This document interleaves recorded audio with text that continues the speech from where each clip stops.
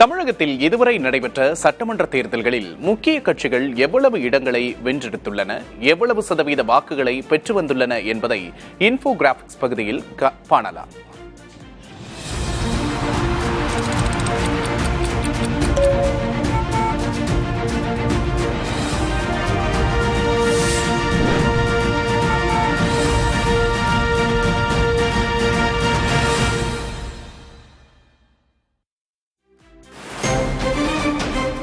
ஆயிரத்து 1962 நடந்த தேர்தலில்தான் முதன்முதலாக அங்கீகாரத்துடன் உதயசூரியன் சின்னத்தில் திமுக போட்டியிட்டது.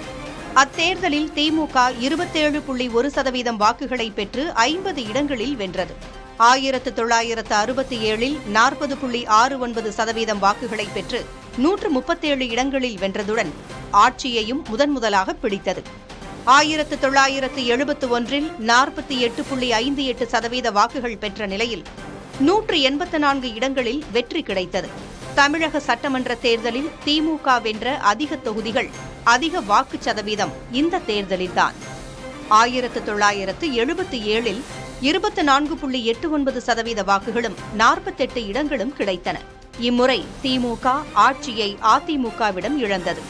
1980 22.1% வாக்குகளோடு 37 இடங்களில் திமுக வென்றது. 1984 29.34% வாக்குகள் பெற்ற திமுக 24 இடங்களை மட்டுமே வெல்ல முடிந்தது. அதிமுக இரண்டாக பிளந்திருந்த நிலையில் 1989 தேர்தல் நடைபெற்றது. அதில் திமுக 33.18% வாக்குகளுடன் 150 இடங்களில் வென்றது.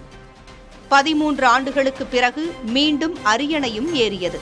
1991 ராஜீவ் படுகொலைக்கு பின் நடந்த தேர்தலில் திமுக 22.46% வாக்குகளை பெற்று 2 இடங்களில் மட்டுமே வென்றது.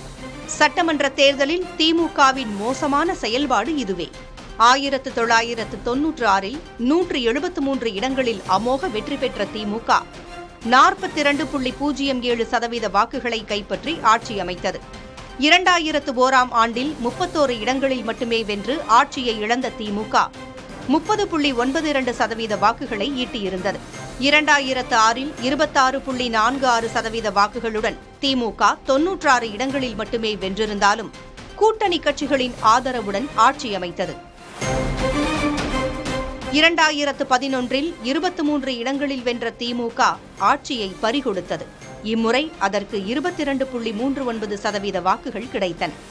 2016 31.64% வாக்குகளுடன் 89 இடங்களில் வென்ற திமுக தொடர்ந்து எதிர்க்கட்சியாகவே நீடித்தது.